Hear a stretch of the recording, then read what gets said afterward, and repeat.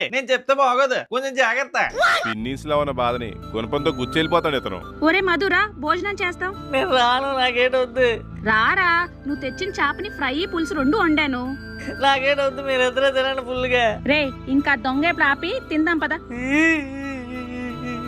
రే, డబ్బులు నీ బుక్స్ కొనడానికి నాన్నగారు అప్పు చేసి మరి తెచ్చారా. అందులో నుంచి నువ్వేం తీసేసావని కోప్పడ్డారు. నీ మీద కోప్పడే హక్కు అతనికి లేదా?